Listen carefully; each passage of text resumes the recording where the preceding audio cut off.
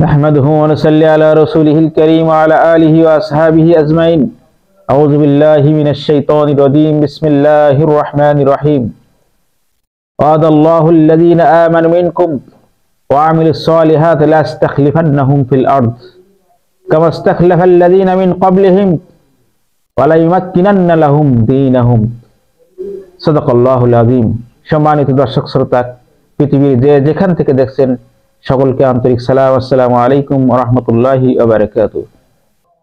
আজকে আমরা আলোচনা করব পবিত্র আল কোরআনের আলোকে আল্লাহর জমিনে আল্লাহর দ্বীন প্রতিষ্ঠিত করার জন্য যে যে শর্তগুলো অপরিহার্য, যে শর্তগুলো সম্পাদন করলে মহান রব্বুল আলামিন নিজে সেই সমাজে সেই রাষ্ট্রে তার দ্বীনকে প্রতিষ্ঠিত করে দেবেন, খেলাফতের ব্যবস্থা করে দেবেন। আসুন আমরা জানার চেষ্টা করি পবিত্র কোরআনে কি কি শর্ত দিয়েছেন, যে শর্তগুলো পালন করলে আসমান থেকে বরকতের দরজা খুলে যাবে, জমিনে বরকতের দরজা খুলে যাবে। আল্লাহ রাব্বুল আলামিন আমাদের এই সমাজকে শান্তিতে ভরপুর করে দেবেন। মহান রব্বুল আলামিন সূরা আন-নূরের 55 নম্বর আয়াতে বলছেন, ওয়াদাল্লাহুল লাযীনা আমানু মিনকুম وعملوا الصالحات لا استخلفنهم في الأرض كما استخلف الذين من قبلهم ولا يمكنن لهم دينهم. আল্লাহ তাআলা প্রতিশ্রুতি দিচ্ছেন, ওয়াদা করছেন যে তোমাদের মধ্যে তারা ঈমান আনয়ন করবে, আল্লাহর প্রতি অবিচল বিশ্বাস স্থাপন করবে এবং সৎ হবে, নেক কাজ সম্পাদন করবে। এই দুটি শর্তের মাধ্যমে আল্লাহ তাআলা বলছেন, লা ইস্তাখলিফান্নাহুম ফিল আরদ, আমি অবশ্যই জমিনের ভিতরে খেলাফত দান করব, তোমাদেরকে খলিফা হিসেবে নির্বাচিত করব। তিনি আরো বলেছেন, কামাস্তাখলাফাল্লাযীনা মিন ক্বাবলিহিম, এটা শুধু আমি ভবিষ্যতে করব এটা নয়, ইতিপূর্বে এই দুটি শর্ত যারা পালন করেছে, সম্পাদন করেছে, তাদেরকে আমি খেলাফত দান করেছিলাম। এবং ওয়ালা ইউমাক্কিনান্না লাহুম দীনাহুম, এবং তাদের সমাজে, তাদের রাষ্ট্রে, তাদের পরিবারে, তাদের জীবন ব্যবস্থা ইসলামকে আমি সুদৃঢ় করে দিয়েছিলাম, প্রভাব সৃষ্টিকারী দ্বীন হিসাবে আমি সুপ্রতিষ্ঠিত করে দিয়েছিলাম। সম্মানিত দর্শক শ্রোতা, এছাড়া মহান রব্বুল আলামিন সূরাতুল আরাফের 96 নম্বর আয়াতে বলছেন, ওয়ালাউ আন আহলাল কুরা আমানু ওয়াত্তাকাউ লাফাতাহনা আলাইহিম বারাকাতুম মিনাস সামাই ওয়াল আরদ, যদি কোন জনপদের লোকেরা তারা সঠিকভাবে আল্লাহর প্রতি ঈমান আনে এবং তাকওয়ার পথ অবলম্বন করে, লাফাতাহনা আলাইহিম বারাকাতুম মিনাস সামাই ওয়াল আরদ, তাহলে সেই সমাজে আমি আসমানের দরজাসমূহ, বরকতের দরজাসমূহ আসমানের দিক থেকে খুলে দেব এবং জমিনের বরকতের দরজাসমূহ আমি খুলে দেব। সুবহানাল্লাহি বিহামদিহি। সম্মানিত দর্শক শ্রোতা, তিনি শুধু এই কথা বলেই ক্ষান্ত হন নাই। যদি কোনো সম্প্রদায় পবিত্র কোরআনকে প্রতিষ্ঠিত করার জন্য তারা সংগ্রাম করে, তারা সিদ্ধান্ত নেয়, আল্লাহ তাআলা বলছেন সূরাতুল মায়েদার 66 নম্বর আয়াতে তিনি বলছেন, ওয়ালাউ আন্নাহুম আকামুত তাওরাতা ওয়াল ইনজিল ওয়া মা উনজিলা ইলাইহিম মির রাব্বিহিম লাকালু মিন ফাওকিহিম ওয়া মিন তাহতি আরজুলিহিম মিনহুম উম্মাতুম মুকতাসিদাহ কাসীরুম মিনহুম সা মা ইয়ামালুন। আল্লাহ তাআলা এই আয়াতের ভিতরে বলছেন, হায় যদি আহলে কিতাবদের মধ্যে থেকে যারা ইনজিলে বিশ্বাস করে, তাওরাতে বিশ্বাস করে, তারা তাওরাত কিতাবে যে বিষয়গুলো নাজিল হয়েছে তারা যদি তা প্রতিষ্ঠিত করত এবং বিশ্বনবী নবুয়ত পাওয়ার পরে তাদের উপরে যে কোরআন নাজিল হয়েছে, ওয়া মা উনজিলা ইলাইহিম মির রাব্বিহিম, তাদের রবের পক্ষ থেকে তাদের কাছে যে নাজিলকৃত কিতাব বিধিবিধান এসেছে, এটা যদি তারা প্রতিষ্ঠিত করত, লাকালু মিন ফাওকিহিম ওয়া মিন তাহতি আরজুলিহিম, আমি তাদের উপর থেকে, আসমান থেকে তাদের খাওয়ার ব্যবস্থা করতাম এবং জমিন থেকে তাদেরকে রিজিকের ব্যবস্থা করতাম। সুবহানাল্লাহি বিহামদিহি। মিনহুম উম্মাত, ইকামাত দ্বীনের কাজটি করবে, মিনহুম উম্মাতুম মুকতাসিদা, একটি সুদৃঢ় দল, একটি সুসংগঠিত দল, তারা সর্বদা ইকামাতে দ্বীনের কাজ করতে থাকবে। ওয়া কাসীরুম মিনহুম সা মা ইয়ামালুন, এবং তাদের অধিকাংশ মানুষ তারা নিকৃষ্ট কাজে রত থাকবে।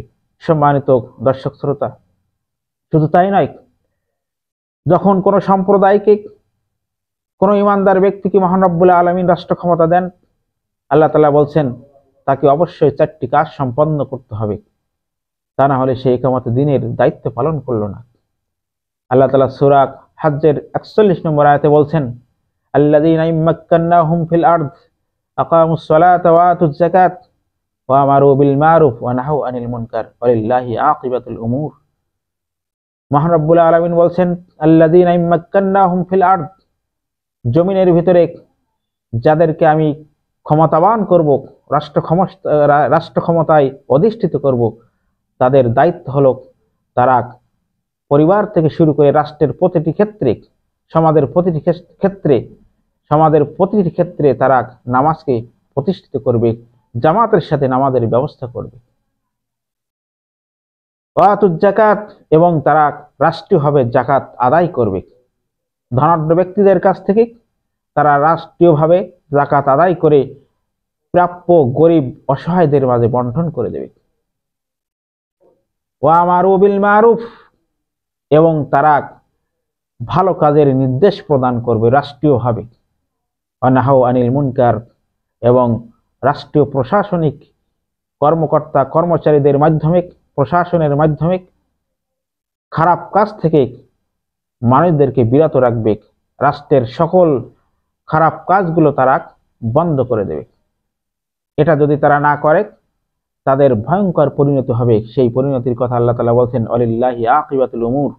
তোমরা মনে করতেছো যে এই দায়িত্ব পাওয়ার পরে আমরা এই 4টি দায়িত্ব এড়িয়ে অন্য কিছু করে মানুষের মন জয় করব বা বিশ্বকে আকৃষ্ট করে ক্ষমতায় টিকে থাকব, তা কখনো সম্ভব নয়। আল্লাহ তাআলা এই আয়াতের শেষে বলে দিয়েছেন, ওয়ালিল্লাহি আকিবাতুল উমুর। সমস্ত কার্যকরমের চূড়ান্ত পরিণতি মহান রব্বুল আলামিনের কাছে নিহিত রয়েছে। সম্মানিত দর্শক শ্রোতা, এই আয়াতগুলোর মধ্যে আমরা জানতে পারলাম 3টি গুরুত্বপূর্ণ গুণাবলী যদি কোন সমাজের মানুষের মধ্যে এই 3টি গুণ যদি অর্জন করতে পারে, বিশেষ করে 1 নম্বর হলো আল্লাহর প্রতি সঠিকভাবে ঈমান আনয়ন করা, ঈমানদার হওয়া। আল্লাহ তাআলা বলছেন, ওয়ালা তাহিনু ওয়ালা তাহজানু ওয়া আনতুমুল আ'লাউনা ইন কুনতুম মুমিনিন। তোমরা চিন্তা করো না, তোমরা ভয় করো না, যদি তোমরা ঈমানদার হয়ে থাকো তাহলে আল্লাহ তাআলা অবশ্যই তোমাদেরকে বিজয় দান করবেন।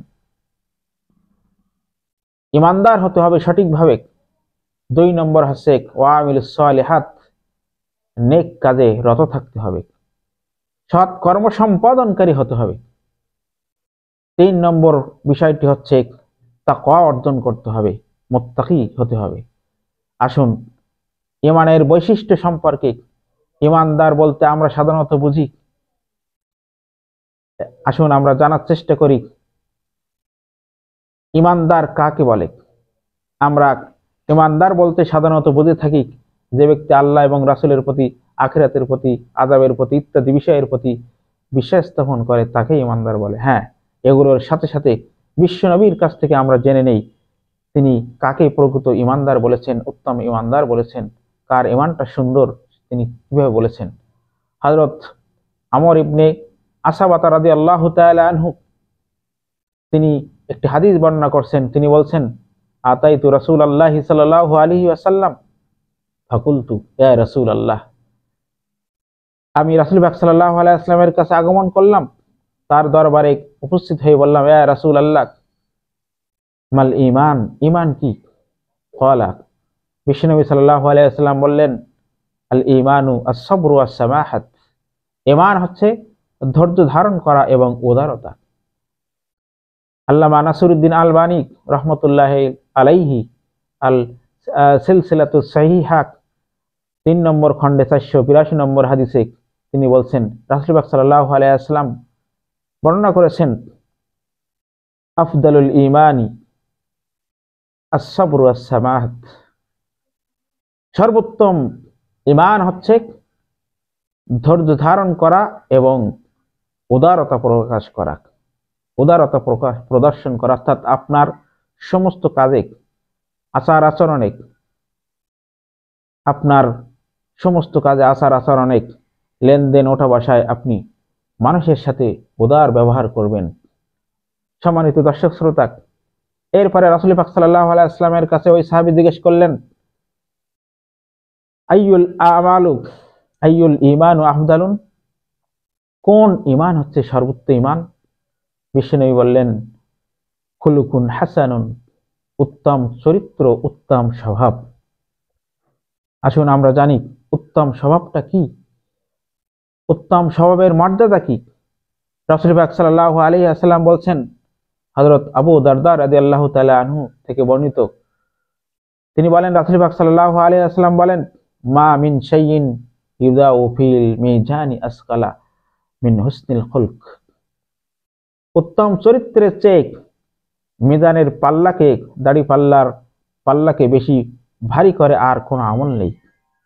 ওয়াইন সাহিবাক হুসনিল খুলকি, যদি কোনো উত্তম চরিত্র সম্পাদনকারী, উত্তম আচরণকারী ব্যক্তি এরকম আচরণ করতে থাকে, লায়াবলুগু বিহি দারাজাতা সাহিবিস সাওমি ওয়াস সালাতি, তার মর্যাদা হচ্ছে নফল সিয়ামকারীর সমপরিমাণ মর্যাদা, যিনি সারা বছর নফল সিয়াম পালন করে থাকেন এবং যিনি সারা বছর তাহাজ্জুদের নামাজ আদায় করে থাকেন শেষ রাতে, সেই ব্যক্তির সমপরিমাণ মর্যাদা হুসনুল খুলুকির, অর্থাৎ উত্তম চরিত্রবান ব্যক্তির মর্যাদা মহান রব্বুল আলামিনের হাবিব নির্ধারণ করে দিয়েছেন।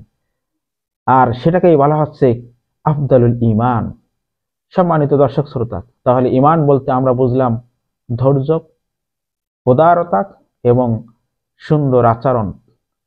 সুন্দর আচরণ, হুসনুল খুলুক এর ব্যাখ্যায় আল্লামা বিশিষ্ট মুহাদ্দিস আব্দুল্লাহ ইবনুল মুবারক রাহমাতুল্লাহি আলাইহি, তিনি তিরমিজি শরীফের 2005 নম্বর হাদিসে তিনি বলছেন, আন্নাহু ওয়াসাফা হুসনাল খুলুকি, তিনি উত্তম চরিত্রের বৈশিষ্ট্য বর্ণনার ক্ষেত্রে তিনি বলেন, তিনটি বিষয়, তিনটি বৈশিষ্ট্য থাকলে তাকে উত্তম চরিত্র বলা হয়।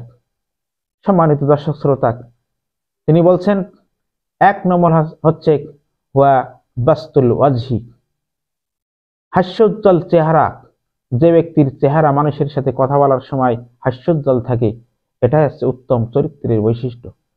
2 নম্বর বাজলুল মারুফ, সর্বদা ভালো কাজে যিনি ব্রতচারী থাকেন, সময় ব্যয় করেন। 3 নম্বর হচ্ছে কাফুল আযা, সকল কষ্টদায়ক বস্তু থেকে মানুষকে বিরত রাখেন এবং তিনি মানুষকে কষ্ট দেওয়া থেকে বিরত থাকেন।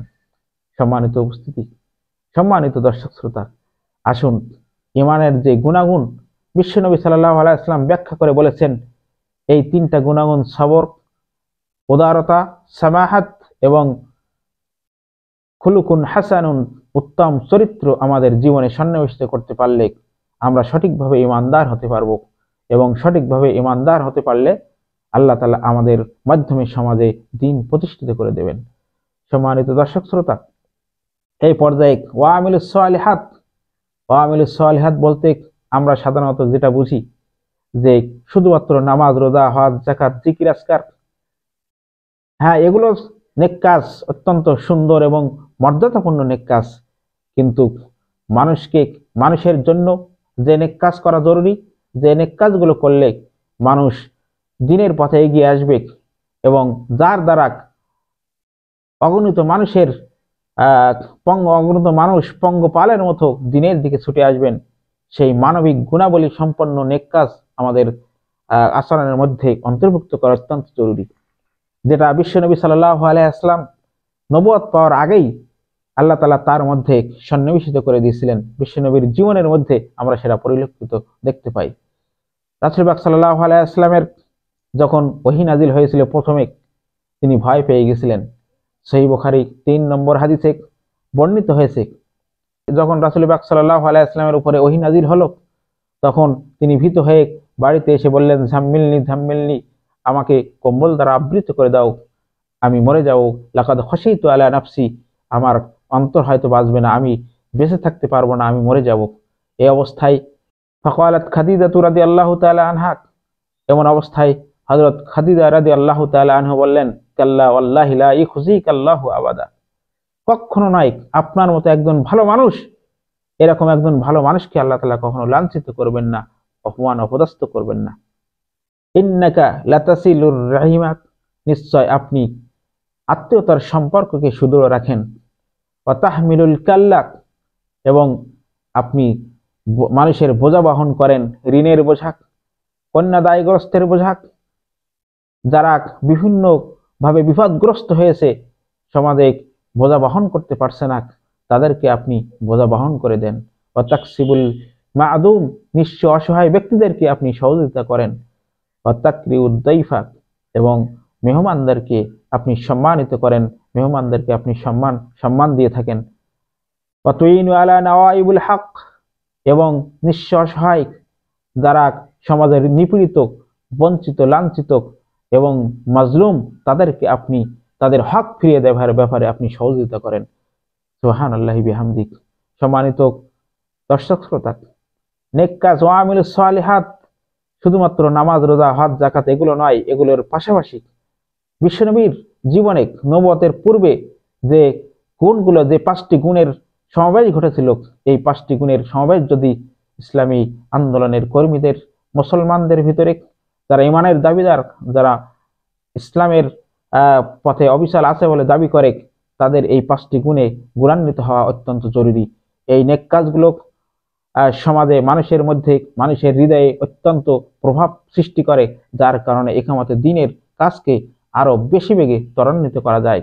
মহান রব্বুল আলামিন আমাদেরকে পবিত্র আল কোরআনে যে আয়াতগুলো বর্ণনা করেছেন, যে গুণাবলীগুলো আল্লাহ তাআলা বর্ণনা করেছেন, যে নির্দেশনাগুলো দিয়েছেন, সেই নির্দেশনাগুলো আমরা যাতে মান্য করতে পারি, এবং হাদিসে বর্ণিত ইমানের যে ব্যাখ্যা দিয়েছেন এবং নেক কাজের যে সুন্দর তার জীবন চরিত্রের মাধ্যমে, যে মানবীয় গুণাবলীর মাধ্যমে যে সুন্দর নেক কাজের কথা তিনি বলে গিয়েছেন, বাস্তবে সম্পাদন করে গিয়েছেন, সেই বিষয়গুলো আমাদের আমল করার তৌফিক দান করুন। ওমা তৌফিক ইল্লা বিল্লাহ। সম্মানিত দর্শক শ্রোতা, এই আলোচনাটি যদি আপনার দ্বীনের জন্য উপকারী মনে করে থাকেন, আমার চ্যানেলটি সাবস্ক্রাইব করুন। আসসালামু আলাইকুম ওয়া রাহমাতুল্লাহি ওয়া বারাকাতুহু।